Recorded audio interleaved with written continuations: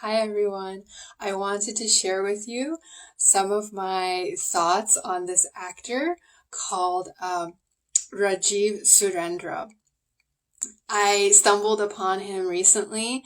It wasn't the first time that I watched his videos, and I didn't know that he was casted in this movie called Mean Girls. I just knew that he was like this very attractive Indian American living in America and sharing with the viewers like his life.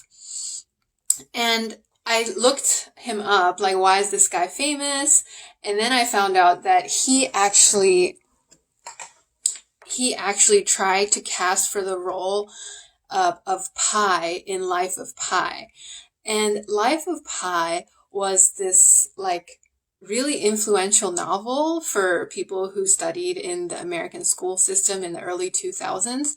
So like for me, it was like a childhood memory, like, oh, this person, I just assumed that he probably also went through the same education system and he really looked up to this novel because it was used in his school textbook. So I really related to him as like a person of his generation. And while he was sharing it with the viewers, I realized that like he looks almost like the guy who is cast in the movie that directed by Li An. But Li An, according to Rajiv, who is Indian American, wanted to cast an Indian, so a person who has never lived in the US, because perhaps for Li An, it would be a more authentic representation of Pi, who actually immigrates to America in the novel. And so, like, for me as an Asian American, I'm like, oh, this is so, like, inspirational because, like, I often don't get taken to be American either by Asian Americans or American Americans, but internally I know, oh, I've lived in the US, and, like, these days I'm just debating, like, how important is it that I've actually lived here aside from, like, oh yeah, I need this accent to like interact with certain people. Like if I start faking like a Chinese accent, would that actually get me more points in this like capitalist universe? That's just like my calculations at this point. And then through this conversation with my mom, who is like a first generation immigrant, like she just doesn't understand my fascination with Rajiv versus this Indian. And I'm like, I really want to meet Leon one day, the director of Life of Pi, and ask him to his face, why did you cast the person who acted in Life of Pi instead of Rajiv Surendra? Because I deep down feel like as Asian Americans, like we take so much burden from our extended family, from society's expectations to be a certain way. Like we work really hard, and then at the end of the day, somehow like these American stories choose like authentic Asians.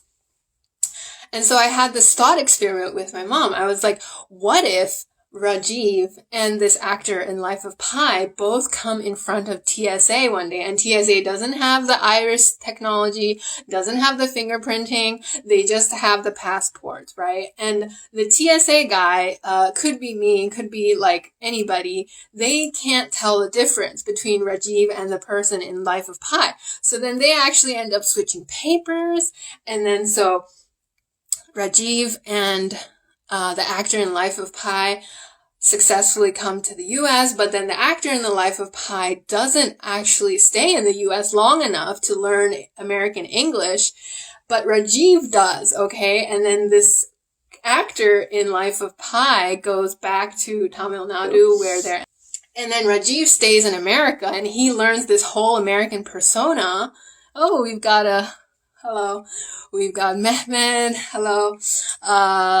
And Rajiv, for example, learns to speak American English, adopts all the American mannerisms because he's such a good Asian student.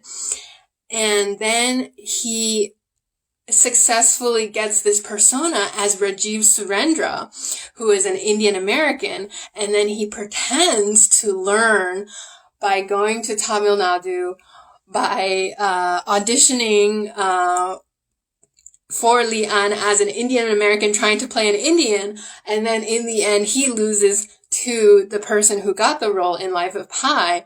But whose account do we trust more?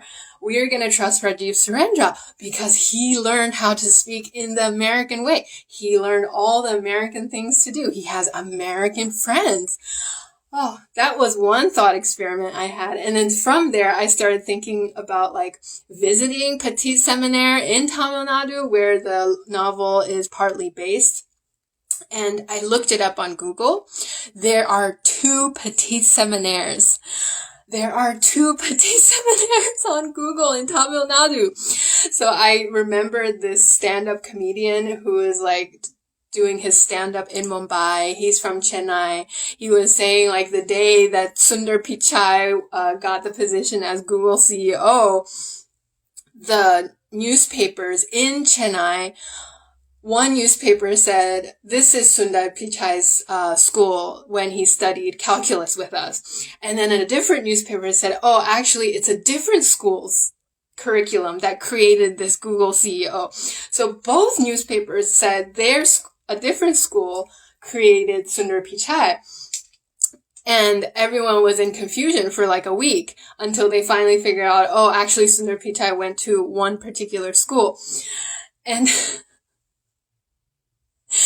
I joked to my mom that if I visited Petit Seminaire, one of them might have closed by the time I got there. So then by the time I get there, the only one standing would be the one that the novel was based on, because they're gonna try to keep going. So then any opportunity, commercial or political, they're gonna use it to their advantage. That's the, I don't know, like, current way of functioning in, 2023 India, that they would just say, oh yeah, Life of Pi definitely was based on us. Will the real Petit Seminaire please continue functioning?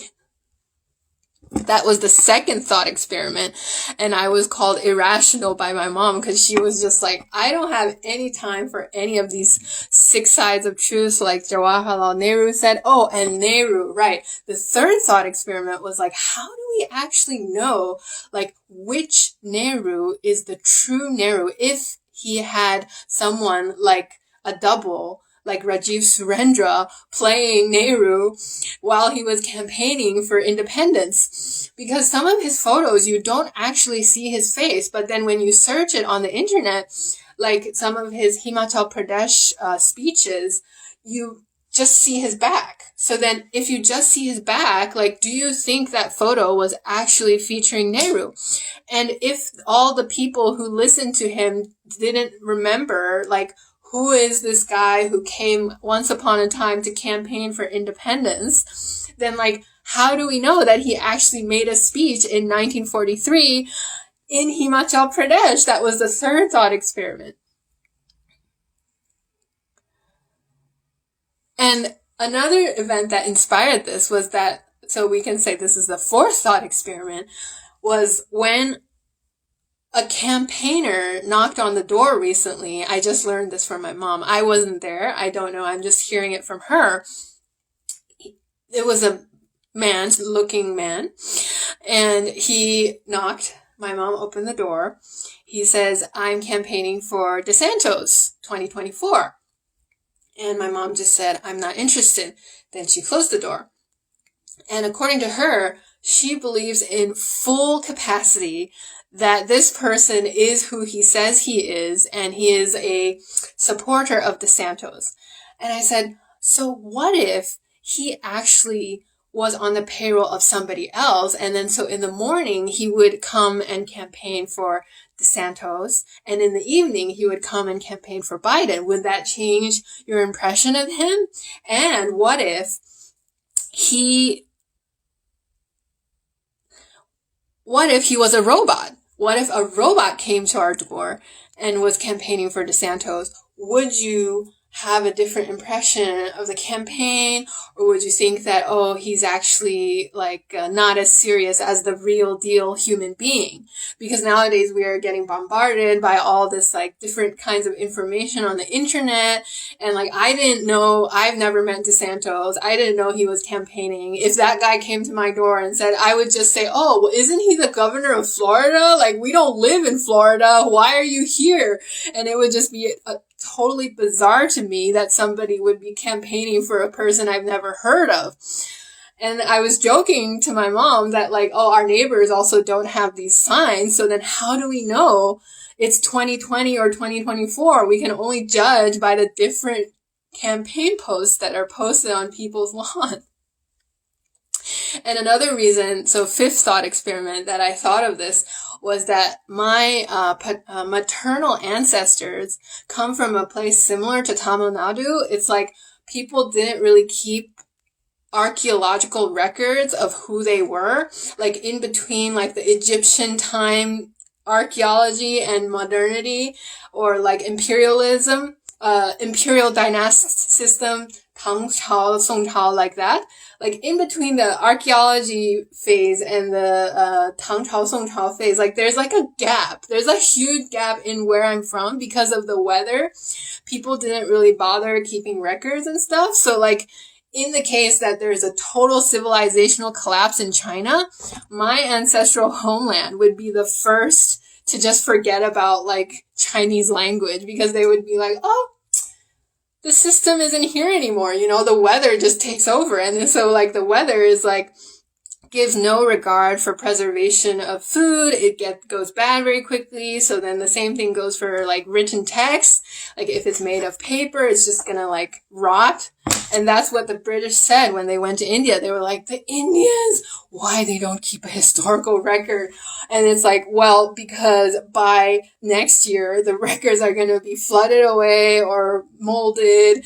That's why people don't even bother. Like, if you want to settle something, you settle it within 3 months, and then people just forget about it. Anyways, thanks for listening. That was my thought experiment, 5 thought experiments of this week.